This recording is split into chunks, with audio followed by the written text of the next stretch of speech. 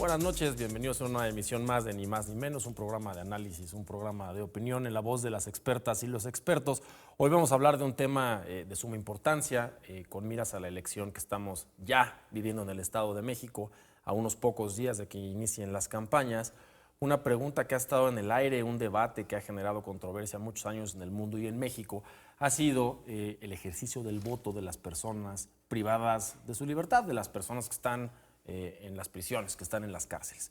Para eso me acompañan tres expertos en la materia. Doy la bienvenida y agradezco la participación de Liliana Martínez. Ella es una catedrática de Derecho Electoral, es una experta en la materia, a la cual le agradezco mucho su presencia. Bienvenida. Gracias, Rodrigo. Muchas gracias. También a Patti Lozano, es además consejera del Instituto Electoral del Estado de México. Bienvenida. Muchas gracias, Rodrigo, un gusto. Y al subsecretario Jacobo Rodríguez, es subsecretario de Prevención y Reinserción Social de la Secretaría de Seguridad Ciudadana. Ha tenido esa posición además en otros estados de la República. Un experto no solo en la materia, sino quien aterriza la política pública en esta materia. Bienvenido. Muchas gracias por la invitación, Rodrigo. Muchas gracias. Pues bueno, datos duros que a mí me parecen impresionantes no es un tema nuevo, ya son más de 4 años que el Tribunal Electoral del Poder Judicial de la Federación determinó por un voto mayoritario, ojo, por mayoría, no por un voto de mayoría absoluta, que las personas privadas de la libertad que no han sido sentenciadas, acotó esa diferencia, tienen el derecho a ejercer el voto, pues dicen, al no tener una sentencia, es lo que le conocemos en el caló popular, que están dentro de la cárcel, pero están siendo procesados y no sentenciados, por ende aún no son culpables, tienen una presunción de inocencia, tienen el derecho a votar. El Estado de México este año ya va a implementar esfuerzos importantes para que en algunos de los centros penitenciarios, ya lo escucharemos, puedan votar personas privadas de la libertad que aún no han sido sentenciadas. ¿Y cuántas personas hay privadas de la libertad en México que no han sido sentenciadas? El dato a mí me parece impresionante. 4 de cada 10 personas que están encarceladas en nuestro país no han recibido sentencia. Hay cerca de 230,000 personas que están privadas de la libertad, hombres y mujeres. Eso implicaría que cerca de 90,000 personas en nuestro país pasan sus días y sus noches encarcelados y no han tenido sentencias. Hay ciertos tecnicismos jurídicos de los cuales vamos a platicar, suena como un tema grave, pero bueno, los procesos a veces son complicados y depende también de la gravedad de los delitos. Pues mira, Rodrigo, aquí partimos justo de lo que mencionas. Tenemos esta presunción de inocencia que está contemplada en nuestra Carta Magna desde la gran reforma de derechos humanos del 2011. Y en ese sentido es el propio Consejo General del Instituto Nacional Electoral. Hay que recordar que esta sentencia a quien vincula es al propio INE, es a quien le mandata. Sin embargo, nos encontramos en un sistema electoral nacional, claro, en donde también están inmersos los organismos públicos locales electorales, claro, los OPLES, y en este caso para este año 2023, pues estamos las elecciones de gubernatura del Instituto Electoral del Estado de México, en el Estado de México, y el de Coahuila. Entonces, en ese sentido, pues también nos vincula al IEM y partimos de que hay esta presunción de inocencia, para lo cual el propio INE está implementando una serie de acuerdos para poder llevar a cabo todo esto. Recordemos que el proceso electoral, pues es eso, es un proceso, una serie de pasos para llegar a una conclusión, y esta conclusión debe ser que las personas en prisión preventiva, que partimos de esta presunción de inocencia, puedan tener garantizado su derecho a emitir su voto, ¿no? Digamos que ahorita finalmente haya posiciones a favor o en contra, pues ya es un hecho. Ahora hay que recordar también algo, esto es una prueba piloto. En este proceso de gubernatura tenemos varias pruebas piloto y esta es una de ellas. Entonces, pues hay varios pasos, aspectos técnicos, procedimentales, operativos que hay que implementar para que esto, en conjunto con las autoridades competentes, pues sea una realidad, ¿no? Claro. Estimada Patti, y tú trabajas además en el Instituto Electoral del Estado de México. Hace poco en este programa discutíamos sobre la habilitación del derecho al voto de los migrantes, los mexicanos que están en el extranjero, sobre todo en los Estados Unidos. Y la gran crítica pública que hay a este programa son los costos. Yo creo que nadie tiene la menor duda de que nuestros migrantes, que además pues ahora son el primer ingreso nacional y todos los días se presume que están levantando la economía nacional con las remesas, tienen el derecho a votar. Que quieran o no hacerlo es otra cosa. Pero las personas que están privadas de su libertad es una condición social totalmente diferente. Cuesta dinero llevar las elecciones a todos lados y además son personas que, si bien estamos hablando de aquellas que no están sentenciadas, pues por algo están en la cárcel. ¿En otros países ya se hace? ¿Las personas privadas de libertad votan? Claro que sí, fíjate que es muy interesante y lo mencionaba Liliana, pues es una prueba piloto que viene de una sentencia y hay que recordar que esta sentencia fue impulsada por dos personas que estaban privadas de la libertad en Chiapas, eran dos personas tzotziles que se autodenominaban así y ellos decían que el Instituto Nacional Electoral había omitido garantizarles el derecho a poder votar justo en la elección federal de 2018. Y es ahí cuando volteamos justo la mirada a las autoridades a esta población y es muy importante los razonamientos que se hacen en la sentencia de por qué garantizarles el voto a estas personas. Hay referentes internacionales en donde otros países en Europa y también países en el continente americano ya impulsan el voto a prisión preventiva y también en algunos países les dan el voto a las personas que aún teniendo ya una sentencia condenatoria les garantizan este voto. Y es un culpable probado puede votar. Exactamente. Aquí tenemos la diferencia que solamente las personas que no cuentan con una sentencia, que todavía están en un proceso. Que son 40,000. Exacto. Tienen que garantizarle este voto. ¿Por qué? Y es muy importante la reflexión que se hace porque con una visión de derechos humanos, con una visión de protección más amplia de los derechos políticos, recordemos que son derechos humanos, y ellos al final del día ya están pagando o están en un proceso por una determinada situación, digamos, ya están ahí recluidos, pero no están recluidos de la sociedad. O sea, si nosotros no les garantizamos el derecho al voto, sería como garantizarlos como unos ciudadanos de segunda categoría. Y se está pensando justo que al final de que terminen el proceso, si se declaran culpables o no, pues la idea es que se lleguen a reinsertar a la sociedad. Y el hecho de que sigan siendo ciudadanos, pues tienen que decidir y tomar decisiones que en algún momento les van a afectar o van a tener ellos la repercusión. Entonces es muy importante que como autoridades miremos de esa manera con una protección más amplia de los derechos humanos y que por eso les garanticemos a estas personas que están justo ahorita en esta condición de que no han sido declarados culpables, que tenemos la presunción de inocencia, pues que sigan participando activamente de las decisiones que están pasando en la sociedad donde ellos están. Entonces, por eso es muy importante que lo hagamos de esa manera. A mí me parece debatible aún. Hablamos de derechos humanos. Yo creo que en el orden de los derechos humanos, cuando de pronto un juzgador tiene que tomar, como decía Dworkin, y aventar una moneda al aire para decidir qué principio prevalece, pues la vida y la libertad son fundamentales. Una persona que está privada de su libertad pues, tiene una afectación directa en su vida y no se diga en la libertad, no tiene libertad. Entonces, ahora pensar de los derechos políticos me parece interesante, me parece que es apegarnos 100% a una teoría de la reinserción social, pensando que las personas que están encarceladas quieren reinsertarse. Y yo aprovecho y le mando un saludo al profesor, al doctor Miguel Sar, que fue mi profesor en la universidad, que decía, es un modernista de los derechos humanos, y decía que está totalmente en contra de la teoría de la reinserción porque era incluso violatoria de derechos humanos, porque no respetaba la voluntad que tenían las personas recluidas. Es decir, yo delinco porque quiero delinquir.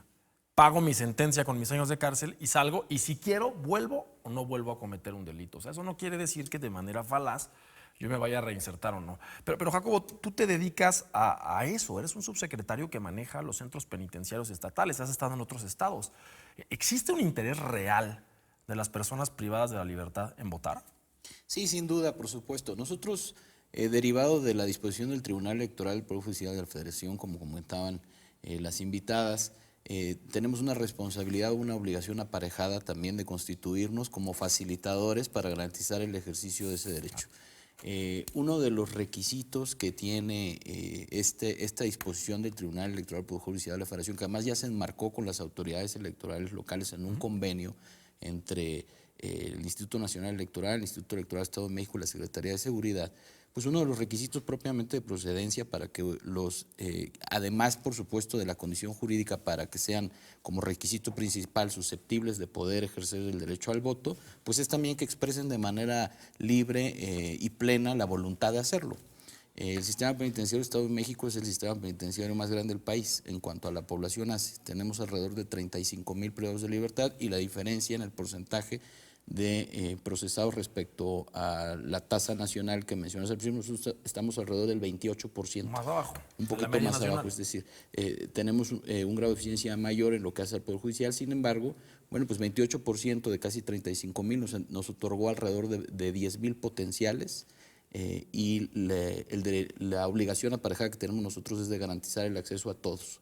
Y por ejemplo, es que suena un poco contradictorio, pero una persona privada de libertad tiene la libertad de votar. O sea, eres libre en unas cosas y otras en otras no.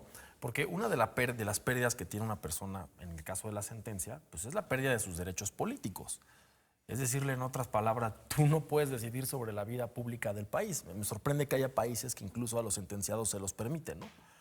Pero de los 10,000 personas, de las 10,000 personas que tenemos, hombres y mujeres en el Estado de México privadas de su libertad sin estar sentenciadas, la mayoría, ¿por qué están privadas de su libertad sin estar sentenciadas? ¿Es por la gravedad de los delitos que cometieron, donde no cabe la famosa caución o fianza, o por la lentitud del Poder Judicial de poder determinar su culpabilidad o no?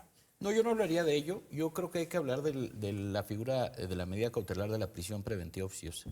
Es una medida que se otorga derivado de la mecánica del delito, por supuesto del delito por sí mismo, y de algunos riesgos que impliquen en el proceso una vez que se vincule al individuo, que tienen que ver con riesgos para la víctima, riesgos de sustracción de la justicia, riesgos para la comunidad, obstaculización de la justicia misma, y que en su conjunto, después de un razonamiento, el juez otorga, previo a la petición del fiscal, pues la medida cautelar de la prisión preventiva. Entonces, ¿Qué es este tema que se acaba de debatir muy fuerte, ¿no? La prisión preventiva oficiosa, es. que se proponía incluso que se quitara, y el Poder Ejecutivo Federal dijo, no, espérenme, porque sí se trata de los delitos más graves que lastiman a la sociedad. Eso implica que es una probabilidad, hay que siempre darle el famoso indubio pro reo, ¿no? O sea, al final es la presunción de inocencia de quien está allá adentro, hasta que no tenga una sentencia, pues es inocente. Pero todos estamos hablando de cerca de 10,000 personas en el Estado cuya peligrosidad es altamente probable. O sea, son personas que todo apunta, eso es lo que está investigando, salvo que se pruebe precisamente que son culpables, que son personas que han cometido delitos peligrosos para la sociedad.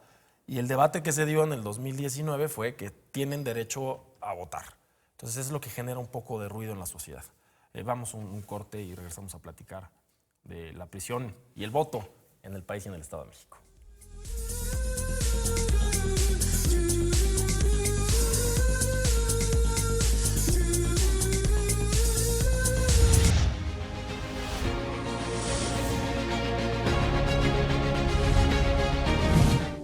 Al cierre del 2021, la infraestructura penitenciaria nacional se conformó por un total de 317 centros estatales, federales y de especialización en adolescentes, en donde al menos existían 92,856 personas sin sentencia o sin medida cautelar de internamiento preventivo. En el Estado de México, existen 24 centros penitenciarios estatales, federales y especializados en el tratamiento o internamiento de adolescentes. Por primera vez, alrededor de 10,000 personas que se encuentran en prisión preventiva podrán ejercer su derecho al voto el próximo 4 de junio, lo que corresponde apenas al 0.078% del padrón electoral estatal.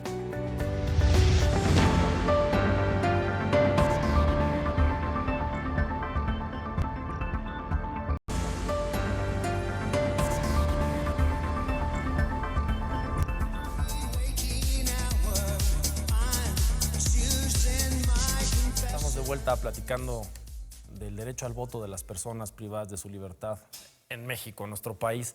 Y una pregunta natural, ya que esto ya es una sentencia del Tribunal Electoral, ya hubo un convenio con el Instituto Nacional Electoral y con los organismos electorales locales, hablando además de la famosa reforma que proponía también terminar los organismos electorales, sería un tema más que el Instituto Electoral del país tendría que organizar, ¿no? Imagínense además todos los centros penitenciarios estatales de México. Sería además una tarea titánica. Pero si las personas que están privadas de su libertad sin tener sentencia, ojo, no son aún declaradas culpables, que es una diferencia sustancial, van a poder votar, eso implica que adentro de las prisiones podrá haber campañas políticas. De lo contrario, no van a saber por quién votar. O sea, en teoría están aislados de la sociedad, no tienen acceso a teléfonos celulares. ¿Cómo van a saber por quién votar y quién les conviene? O sea, ¿cómo está pensado esto? O sea, ¿cómo van a votar y por quién podrían o no votar? ¿Se van a instalar así las casillas y van a ir ciudadanos y representantes de los partidos a sentarse a la celda 53 y decirles aquí está el voto? ¿O cómo? La verdad me llama mucho la atención. Sí, el modelo de operación, Rodrigo, que también fue aprobado por el propio INE, contempla que haya primero, son como varios pasos para poder llegar a que se haga material este voto, ¿no? Lo primero es la solicitud expresa de la persona que está en prisión preventiva, tiene que solicitar a través de una solicitud escrita, en donde incluso también se van a recabar datos biométricos de la persona, tiene que hacer manifiesto que quiere votar. Tiene que estar inscrita la persona en el listado nominal electoral. ¿Y si no está, le van a sacar su credencial de línea ahí? No, ya no tendría oportunidad. O sea, ya tiene que estar inscrito en este listado nominal y evidentemente encontrarse en prisión preventiva, ¿no? Y esta solicitud que se está realizando del 13 al 17 de marzo de estas personas, esto es bajo un universo que ya la propia Secretaría de Seguridad Estatal determinó, o de alguna manera en una primer verificación ya se identificaron quiénes están en esta prisión preventiva. Entonces, se les hace llegar esta invitación y la solicitud a la par del 13 al 17 de marzo. O sea, el Instituto Electoral les manda la información de que si tú estás privado de libertad y no sentenciado, puedes manifestar que quieres votar y aquí está tu solicitud. Así es, la van a llenar de manera libre y después el propio personal del Instituto Nacional Electoral va a recoger esas solicitudes. Aquí es muy importante señalar que si bien, como mencionaba Jacobo, la Secretaría de Seguridad son facilitadores, no intervienen para nada en el proceso que tiene que ver con su emisión del voto, con sus solicitudes, más bien facilitan todo, ¿no? Pues sí, en la prisión sería impensable que la Secretaría de Seguridad no esté inmiscuida en la organización interna, pues lo que tienen que hacer es cuidar la seguridad de los internos. Bueno, inclusive no en las prisiones, pero también la Secretaría de Seguridad está involucrada en la organización de elecciones porque tienen que garantizar que el proceso se lleve en paz. Así es. Entonces, lo que comentabas, Rodrigo, no se podrá hacer campaña dentro de la prisión. Dentro de las personas que se consideren procedentes de estas solicitudes, que por cierto, este listado todavía pasa por la revisión incluso de los partidos políticos y de la Comisión Nacional de Vigilancia, de eso se va a derivar ya un listado nominal de electores de personas en prisión preventiva. A esas personas que ya fueron dictaminadas como procedentes sus solicitudes, se les va a hacer llegar un sobre postal electoral de seguridad. En ese sobre van a venir todos los elementos para poder votar. Uno de ellos es un documento de información de las opciones políticas. Entonces, en ese sentido, digamos que en ese momento se van a enterar cuáles son las opciones políticas. ¿Pero las opciones políticas es nombre y partido? ¿O también viene un listado de propuestas? Porque si ya se está haciendo, las campañas no han empezado. O sea, simplemente va a ser un tema como decir, estas son las candidatas y candidatos, pues vota por el que tú quieres, o estas son las candidatas, esta propone reducir las penas en la prisión, o construir una prisión nueva. No sé si me explico, o sea, no computa como campaña, solamente estos son los candidatos, ¿vota? Además de señalar quiénes son los candidatos y por qué figura participan, es una candidatura independiente, una coalición, una candidatura común, va a venir un resumen de sus plataformas electorales y sus propuestas. Si bien este resumen, pues es digamos, eso es sucinto, previamente sí se está dando ya una campaña al interior de los centros penitenciarios a través de algunos carteles que se están instalando en áreas comunes de estos centros penitenciarios. Pero carteles publicitarios, no carteles del narcotráfico, son cosas diferentes, ¿no? Sí, carteles invitando a inscribirse en este listado nominal y a ejercer su derecho al voto. Qué interesante. Y entonces eso quiere decir que igual que el voto migrante, porque es parecido el proceso, se va a mandar, ahora el voto migrante también quieren que sea electrónico, pero siempre se operó así, por un folio postal, con un papel de seguridad e incluso se manda antes de la elección. Eso quiere decir que antes de la elección votarían. Así es, del 15 al 19 de mayo. Pero el conteo sería hasta después. Hasta el día de la jornada Hasta el electoral. día de la jornada electoral Sí. para no saber si tal o tal Exactamente. candidato o candidato ganó en la prisión. Sí, y en eso, Rodrigo, fíjate que un dato muy interesante que va a ocurrir justo en el Estado de México es el tema de los debates. Justo en esa colaboración que tenemos con la Secretaría de Seguridad Pública, pues se garantizan que en los 20 centros donde se va a aprobar esta prueba piloto se van a poder transmitir los debates, ya sea en áreas comunes o en las celdas, por radio o por televisión. Entonces sí van a tener acceso a una campaña. Si ves un debate, pues sabes más o menos por dónde va. Exactamente. Y originalmente la sentencia no dejaba claro si era para la presidencia de la República o bajaba para también los estados, los municipios, las diputaciones. ¿Ahorita en qué estamos? ¿Solamente van a poder votar en este caso por gobernadora o también después van a votar por diputaciones y alcaldes? Eso es muy interesante porque, como dice la sentencia, da margen a que sea el INE el que determine eso, y la prueba piloto pues termina con nosotros, con Estado de México y Coahuila, porque en el 24 el INE ya tiene que garantizar el derecho al voto a todas las personas que están en esta condición, y aparte tiene que determinar si va a ser únicamente para la presidencia de la República o lo va a ampliar a los otros cargos. Recordemos que esta prueba piloto pues se ha implementado, en este caso se va a implementar para gubernatura en el Estado de México, al igual que Coahuila, pero en Hidalgo también se implementó para gubernatura, y en el 18, cuando fue la primera vez que se implementó, en el 21, perdón, fue para diputados federales. Entonces, tendrá que ser el INE, a partir de esas experiencias que ya tiene de los resultados, determinar si en el 24 va a ser solamente para un cargo o lo va a ampliar, pero va a ser dependiendo de lo que el INE diga de los resultados. Pues si se amplía, Jacobo, van a haber casos bien interesantes porque hay prisiones que tienen una cantidad de población muy, muy importante en municipios pequeños, por ejemplo, en nuestro estado. Eso quiere decir que el resultado electoral que pudiera emanar de un centro penitenciario podría influir en la decisión de quién es el alcalde del municipio o inclusive quién es el diputado en el distrito. O sea, las prisiones pueden entonces empezar a tomar un panorama, una potencia política de decisión del voto. O sea, eso sería muy interesante, ¿no?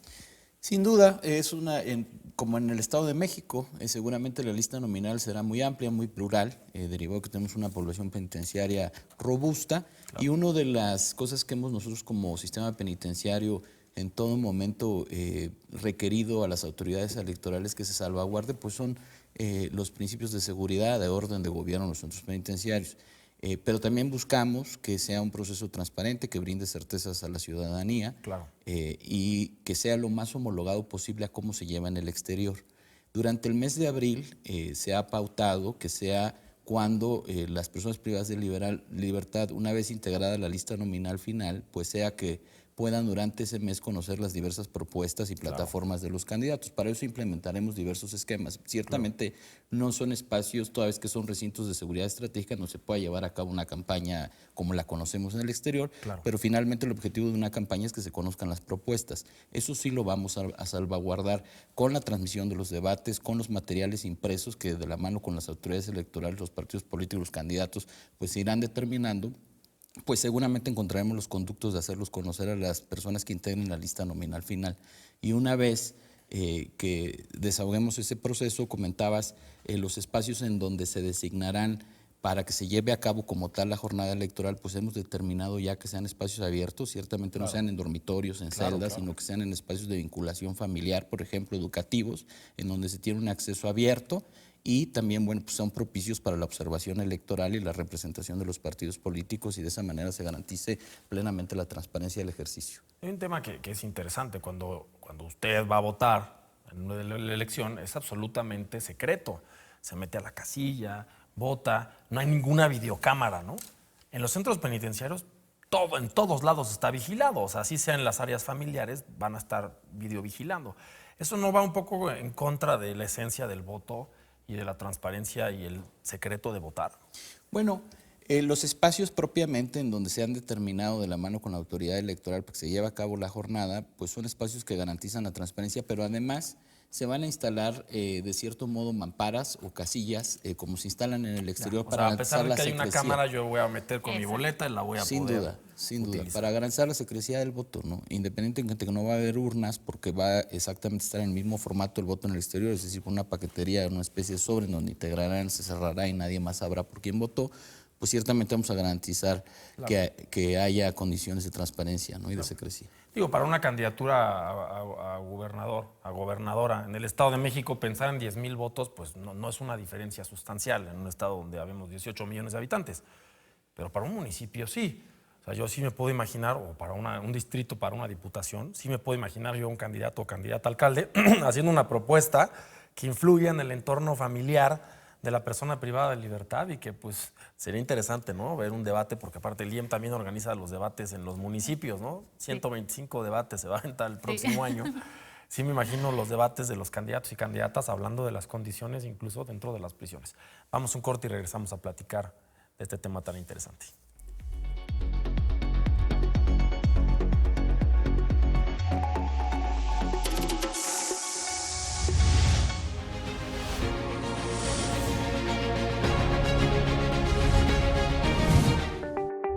En Ecuador, Costa Rica, Colombia y 17 países de Europa y 2 estados de la Unión Americana permiten votar a los presos, Maine y Vermont. En otros países como Australia, Nueva Zelanda y China se imponen restricciones al derecho a votar por tipo de condena. En Canadá, todos los presos pueden ejercer igualitariamente su derecho de sufragio, tengan o no una sentencia definitiva.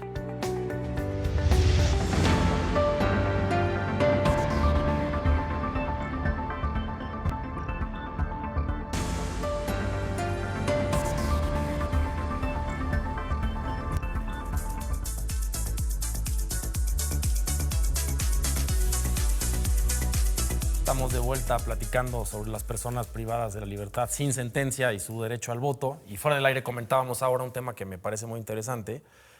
Ya escuchamos los requisitos. Tienen que tener credencial de elector, tienen que manifestar libremente a través de una solicitud que quieren votar y después pues tendrían que votar como ellos y ellas decidan.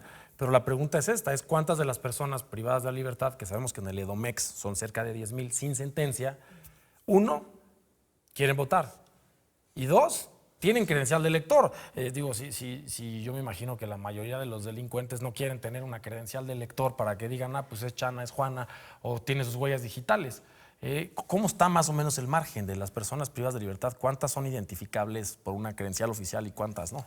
Sí, bueno, el requisito de procedencia que se ha marcado por la autoridad electoral es que estén registrados en el padrón electoral con domicilio en el Estado de México para que puedan votar en el proceso ordinario y no propiamente que cuenten físicamente con el plástico. Claro.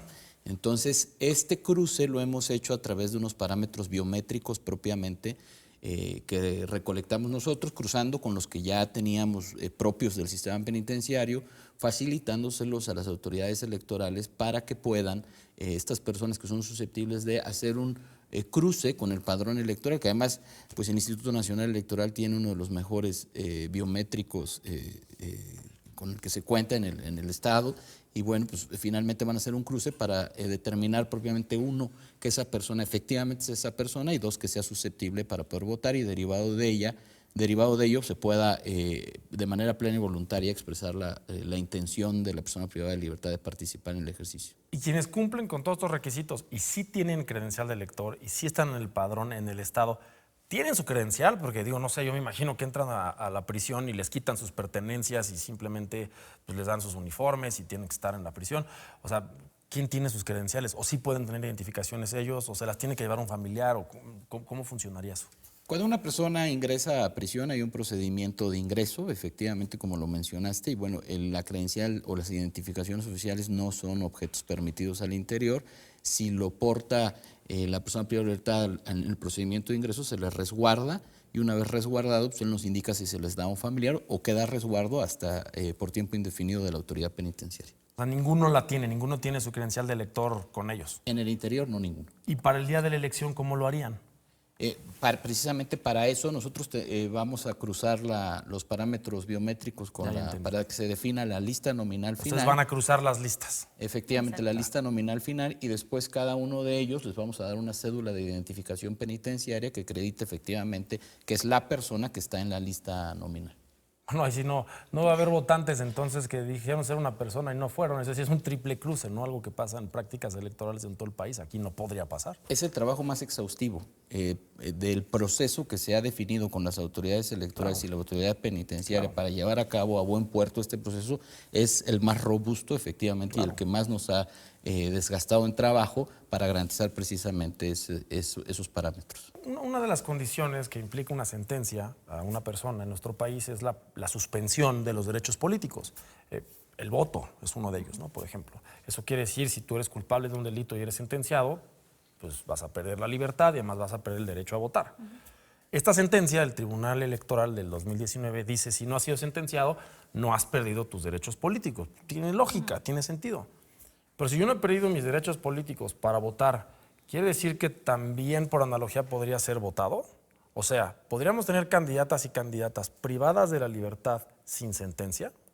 De acuerdo a la sentencia, únicamente reconoce el voto activo, es decir, que ellos no podrían ser candidatos justo. Entonces por la sí sanción. está coartado el derecho político, tienes el derecho político pero a medias, entonces no es absolutista. No, únicamente por eso van a poder participar y ahorita únicamente está acotado pues justo para el tema de la gobernatura y habrá que ver más adelante qué determina la autoridad nacional si van a poder participar justo por todos los cargos que van a estar en juego en el 2024 o también lo va a limitar solamente a un cargo. Pues la doctrina debería de empujar a que sí pudieran ser votados, porque pues al final si no eres sentenciado, no tienes un antecedente penal, eres en verdad una persona libre, privada de libertad, pero libre, jurídicamente hablando. Entonces eso quiere decir que la doctrina de decir, pues oye, ¿no? El derecho político o es pleno o no es derecho político, ¿no? Bueno, nuestros derechos humanos, como son los derechos político-electorales, todo se ha implementado de manera gradual, ¿no? Digamos, esta es una característica de los derechos humanos, ser progresistas, pero es de manera gradual, ¿no? Finalmente, ahorita me parece que estas sentencias son un gran avance. Creo que sí se debe de escuchar la voz, la opinión de quienes están en prisión preventiva y pues finalmente tendremos que esperar a lo que se determine. Ahora, como bien lo señala la consejera Patti, a partir de 2024 ya va a ser un hecho esto en todo el país. Hasta el momento tenemos puras pruebas piloto, ¿no? Pero del 24 en adelante ya se espera que esto sea ya para siempre, ¿no? Entonces, así como se está implementando, por ejemplo, la votación anticipada también para personas con discapacidad, en fin, vamos avanzando y estos son logros de muchas generaciones, ¿no? El trabajo de los institutos electorales es garantizar el ejercicio del derecho al voto para todas las personas que tienen precisamente ese derecho. Hay muchas personas que no están privadas de libertad, pero no tienen el derecho a votar, como las personas menores de edad, por ejemplo, o las personas que viven en México, pero son extranjeras. O sea, está muy claro quiénes podemos votar en México. Pero hemos visto incluso en nuestro país en muchos años los famosos presos y presas políticos. Digo, un caso que ahorita está sonando mucho en los medios es el de Rosario Robles, quien estuvo en prisión pues, bastante tiempo y acaba de ser exonerada por un juez. Rosario Robles fue jefa de gobierno de la Ciudad de México. Es una persona políticamente conocida. Si ella hubiera seguido en prisión, pudo haber buscado, ante esta sentencia, ante una negativa de un instituto electoral a poder ser registrado como candidata, probablemente un amparo. Pudo haber dicho, yo me voy a amparar y claro que puedo ser candidato. O sea, vamos a estar viendo nosotros en el escenario de las 40,000 personas en nuestro país privadas de la libertad sin sentencia a posibles candidatas o candidatos. Digo, sería muy interesante. Sería muy interesante, pero también tendremos que tomar en cuenta ciertas cuestiones. Ellos frente a los candidatos que están, digamos, en libertad, sí tendrían condiciones de inequidad, ¿no? Porque obviamente no tendrían acceso a prerrogativas como radio y televisión, o sea, no podrían salir a hacer campañas, sí estarían como más acotados, entonces creo que las condiciones en las que podrían competir serían más inequitativas. Pero pues habrá que ver cómo podemos avanzar en el ejercicio de este derecho. Claro. Y Jacobo, ¿tú has identificado en el sistema penitenciario estatal que existe en la población penitenciaria el interés de votar? Sí, por supuesto, sin duda. Pero bueno, es un proceso que vamos a materializar en resultados en lo subsecuente. Propiamente, como platicaban, están por otorgarnos la lista nominal final. Después de ello, bueno, pues vendrán las cartas de invitación y la 15 formatería. días más o menos, ¿no? Los que van a pasar en ese proceso. Así es, y la formatería que se tendrá que requisitar, en donde nosotros somos únicamente facilitadores, Claro. Para preguntarle a la persona privada de libertad si es su voluntad plena participar y que se le garantice el ejercicio y el acceso a este derecho. Sí, es más complicado para una persona privada de libertad votar que para otra, solamente el cumplimiento de los requisitos, ¿no? Tener mi credencial, que me la hagan llegar, la compulsa, el formato. O sea, realmente es una persona que tiene muchas ganas de votar. Sí, claro, pero afortunadamente, como dice Jacobo, se ha visto interés de la población presa en prisión preventiva y pues eso también es una buena noticia, que se apropien de este derecho, que lo hagan pleno y que finalmente para ellas y ellos va a ser muy fácil, porque todos se lo vamos a acercar a los centros donde están recluidos, desde hacerles llegar la información a través de los debates, a través de carteles, trípticos y de todo lo que puedan requerir en su sobre postal electoral. Ese elemento trae varias cosas adentro, entre ellos evidentemente la boleta, un instructivo, trae también este documento de la información de las plataformas electorales, un resumen, trae un sobrevoto donde regresan, es decir, un sobre grande donde trae otro sobre, y ahí van a regresar cerrado y sellado su voto, ya una vez que lo emitieron. Y hay algo interesante, que si nos encontramos con alguna persona que solamente hable una lengua originaria, tendrá que ser el IEM quien facilite las condiciones para poderles traducir. Entonces, todo esto, digamos, se está armando de manera muy ordenada para que sea un ejercicio totalmente exitoso. ¡Qué caro! Digo, lo decía yo también en el programa del voto migrante, donde a mi criterio son muy pocos los migrantes que han decidido votar en la historia de la implementación del voto en el exterior en México. Y nos daban los costos de cuánto pues, implicaba para el país, para el dinero de todos los mexicanos, que votaran los migrantes, y que pues, realmente pocos migrantes querían votar. Y yo les decía a las personas que estaban en esta mesa, todas estaban de acuerdo en el voto migrante, yo también estoy de acuerdo en el voto migrante, pero me toca conducir, que pues, a partir de qué indicador se considera un éxito. Si tantos cientos de millones de pesos invertidos en que vote la gente, para que voten. La vez pasada en el Estado de México votaron, si no me equivoco, 294 personas en el exterior. 297. Casi latino, Sí. 297. ¿Cómo consideraría el IEM un éxito de personas privadas de la libertad sin sentencia? O sea, vamos a saber, porque va a ser público, cuántas se van a haber registrado. Y después, cuántas van a haber votado. ¿Con que vote una persona privada de libertad sin sentencia ya se considera exitoso? Yo creo que como prueba piloto, sí, en este caso sí. Y sobre todo creo que el Estado de México va a fijar un parámetro interesante respecto de las pruebas pilotos que se han venido implementando. Son 20 centros penitenciarios en los que se va a abrir la posibilidad para que las personas puedan ejercer este voto. Hay que ver justo cuál va a ser la cifra final de las personas que se inscriben y que pasan después de la depuración que hace la Autoridad Nacional y que finalmente van a poder ejercerlo. Pero lo que nos han dicho las experiencias de los votos de la prueba piloto anticipada es que quien tiene al final la oportunidad de recibir ya la boleta para votar, casi vota el 100%, más arriba del 90%, por ejemplo, a diferencia de lo que mencionabas del voto en el extranjero, que se registran un número importante, pero al final quien ya envía el voto pues disminuye bastante.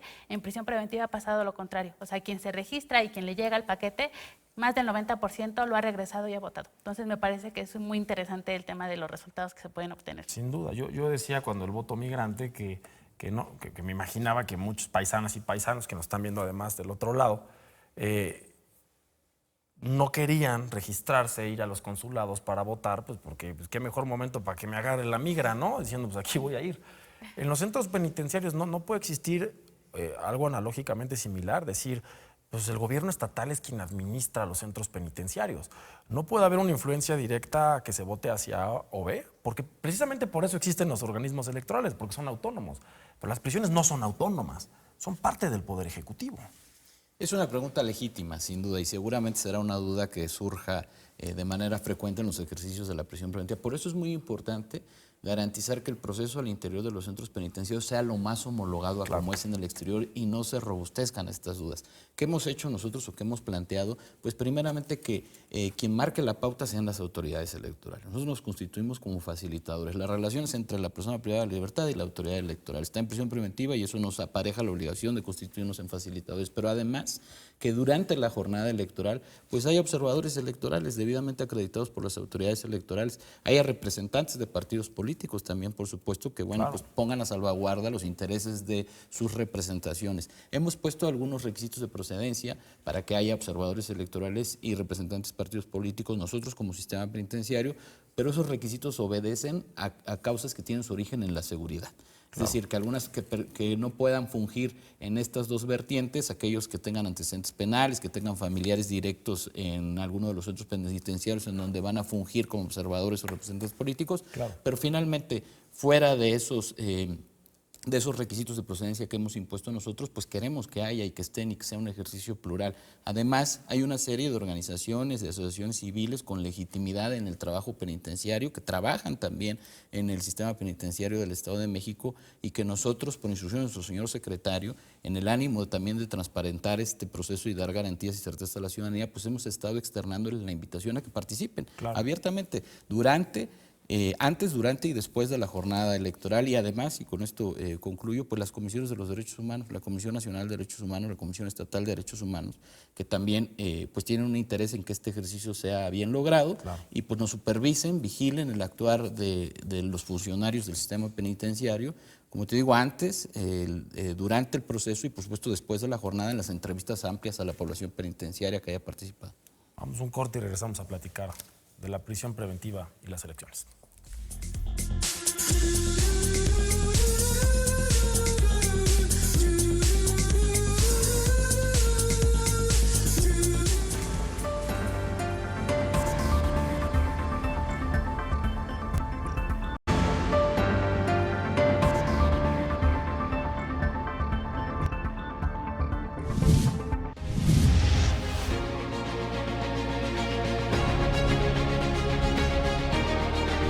El proceso electoral del Estado de México este 2023 se inscribe en el plan de pruebas piloto que el Tribunal Electoral del Poder Judicial de la Federación, TEPJF, ordenó al INE. Los hallazgos de esta elección contribuirán a seguir perfeccionando el modelo para garantizar la legitimidad del voto, pues se estima que para 2024 están en posibilidad de votar cerca de 79,000 personas que estarán en prisión preventiva sin sentencia condenatoria.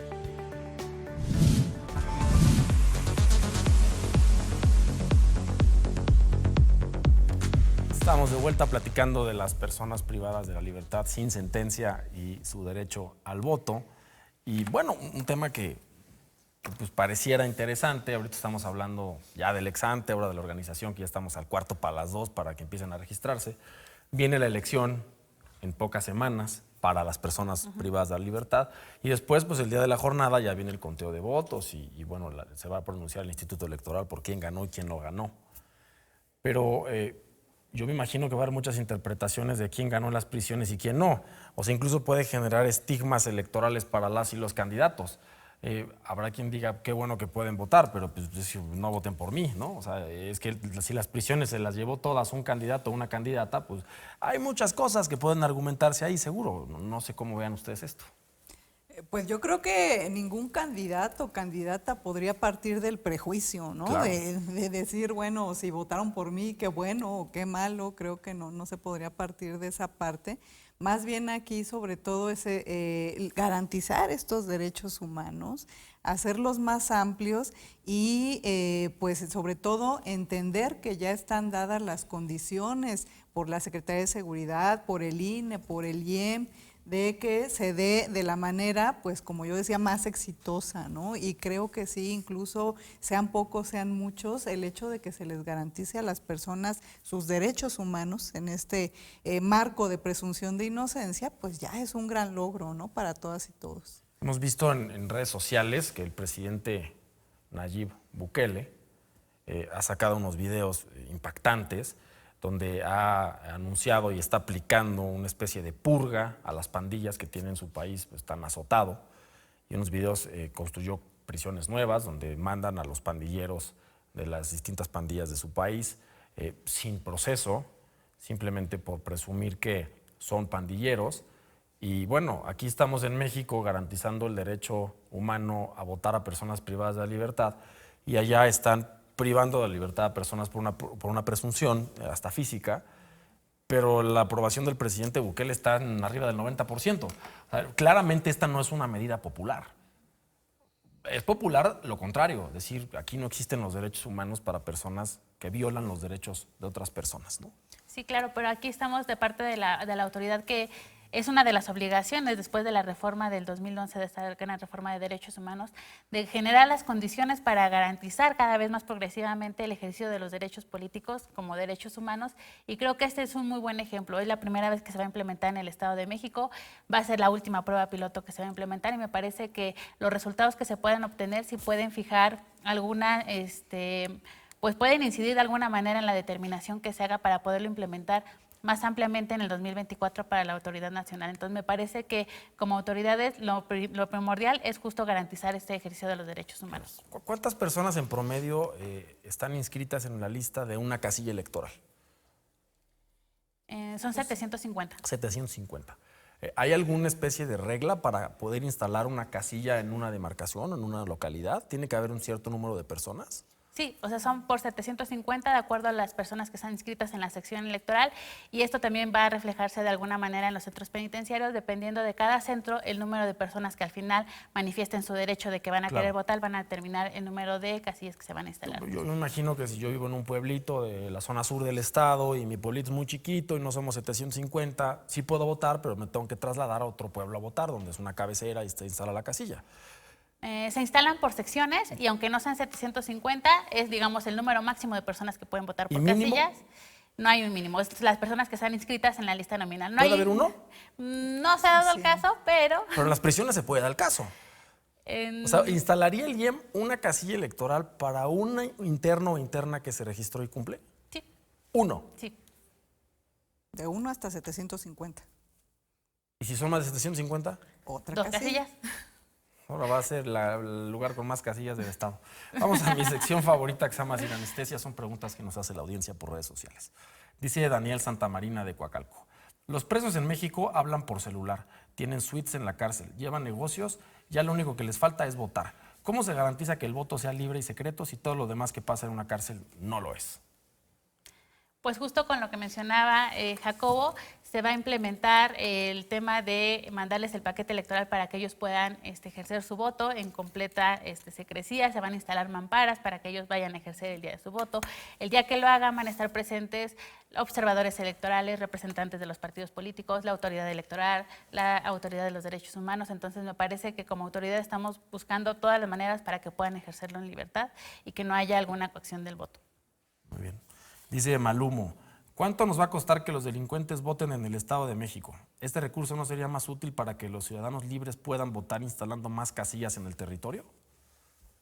Pues realmente no podemos hablar de delincuentes, digamos, respetamos la manera en que opina la ciudadanía, pero todavía no les podemos llamar delincuentes, precisamente por eso están en prisión preventiva. Claro. Hasta que no tengan una sentencia son delincuentes. ¿Y si hay personas que están en prisión preventiva que son inocentes? No hay pocos casos de eso. No hay pocos casos. Entonces, en ese sentido, ¿cuánto nos va a costar? No se preocupen, lo único que nos va a costar es prácticamente lo mismo. Si estamos hablando de una población de alrededor de 10,000 personas, en el entendido de que todas y todos pudieran votar de esos 10,000, solamente estamos hablando de elementos de papel. No es una cuestión costosa, no se contrata personal adicional, ni la Secretaría de Seguridad, ni el INE, ni el IEM, no estamos contratando personal adicional para poderlo materializar, es con los mismos recursos que ya tenemos. Qué buen dato. Pues muchas gracias por asistir a este programa, se los agradecemos, de verdad, interesantísimo, controversial, pero sin duda el ejercicio de un derecho para personas que no han sido sentenciadas. Y bueno, podemos estar a favor o en contra de esta medida. Lo importante es que vayamos todos a votar el día de la elección y que pues, sigan en este programa con nosotros, ni más ni menos. Muchas gracias.